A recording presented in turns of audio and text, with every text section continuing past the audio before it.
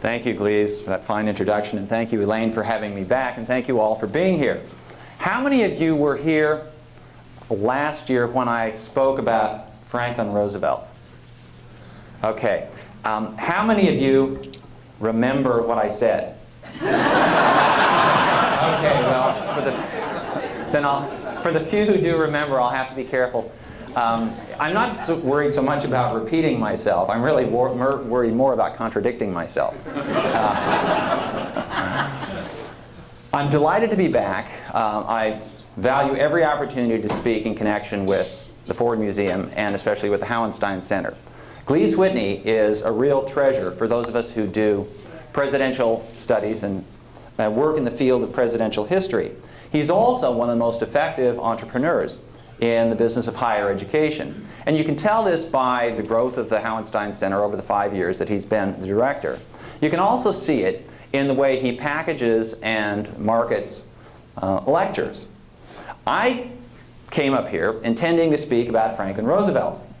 And I got this postcard in the mail indicating that H.W. Brands was going to speak on this particular day, and the subject was going to be Barack Obama in history. Well, Glees follows the news, and he's seen what Barack Obama's approval rating is, so I figures it'll probably rub off on the events at the Hauenstein Center. So Barack Obama in history it is. But I feel sort of like Lucy, the character in the Charlie Brown, the Peanuts cartoons. And there's this one that I remember. It was one of the Sunday comic strips where Lucy has prepared to take a test. Her geography class has been studying the states. And so she's all set to take a test on Iowa. She studied everything there is to know about Iowa. And so she knows the capital, the population, the principal industries, the history, you name it. She walks into the test, and the one question on the test is, what do you know about Idaho? And she goes, oh my gosh, Idaho. So she thinks fast, and she writes down, Idaho is a very important and interesting state. Not to be confused with Iowa, of which the principal industries are the capital themselves. So, Barack Obama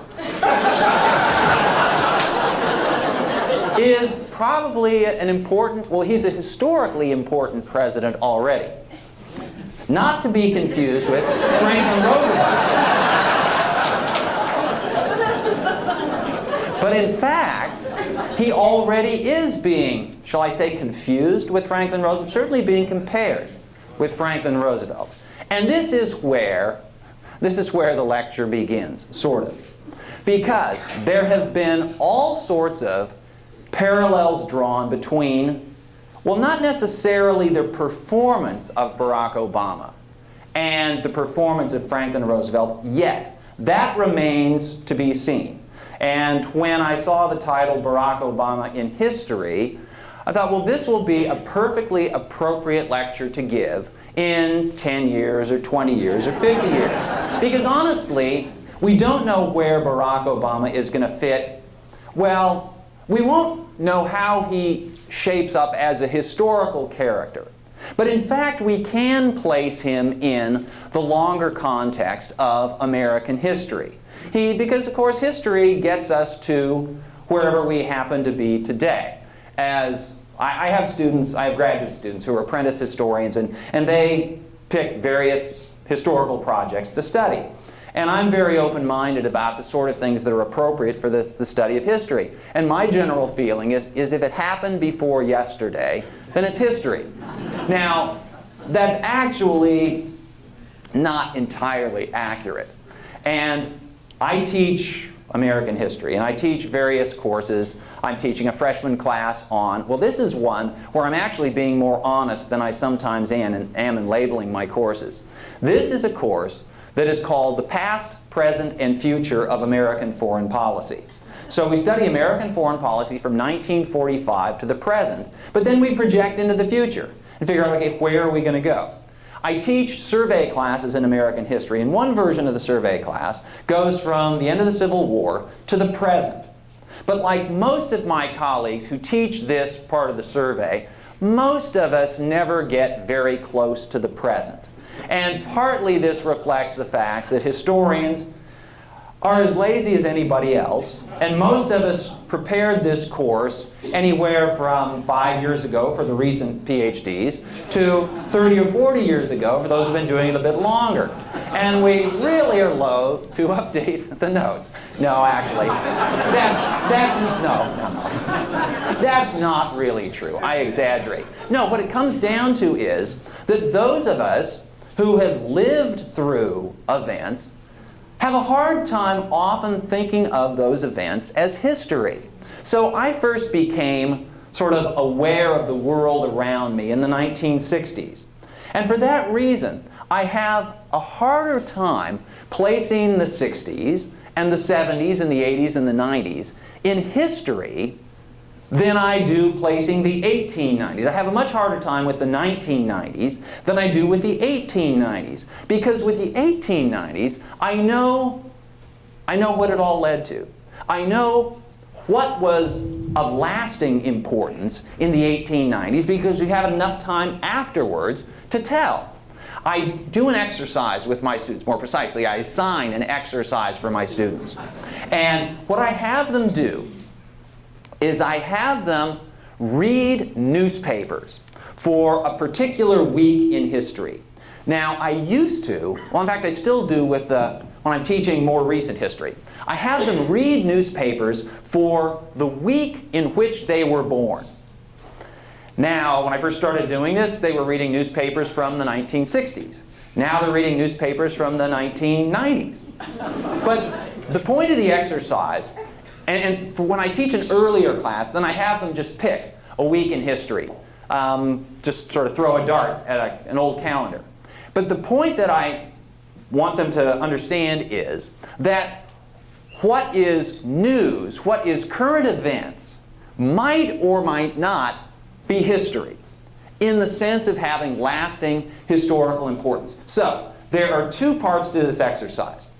Part one is to identify something during the week that they're reading about that was a big story at the time that doesn't make the history books. Now this is the fairly easy part of the exercise, because if you pick any particular week, let's say it's a week during the 1870s, or for that matter a week during the early 1990s, there are going to be stories that seemed important at the time but didn't have any lasting effect. And so students, it's easy to pick this story or that story or that story. And so they read the newspapers, and then they pick up, it might be the textbook that we're using, or some other work of history, and they say, here it is in the newspapers, it's not there in the textbooks. Okay, part one of the exercise has been achieved. That's the easy part. The hard part of the exercise is to reverse this, to find a story that's reported in the textbooks, in the history books, that's not reported at the time. Now, some of the students find this impossible. And depending on the week they choose, and on their historical acuity, yeah, it might be pretty difficult. But it does happen. And sometimes, to give them an example, I'll have them read newspapers from June 1972. And in June 1972, especially if you take the early part of the month, there was no reporting, the early part of the month, there was no reporting on the bugging of the Democratic National Headquarters, National Campaign Office in the Watergate building.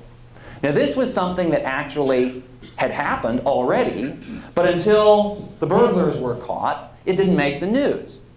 There's another example, and now that one might seem maybe a little bit contrived because there was this secret that nobody knew about. But there are other events that aren't secret, they're public events, but they just don't seem important at the time. But they later appear to be pretty important.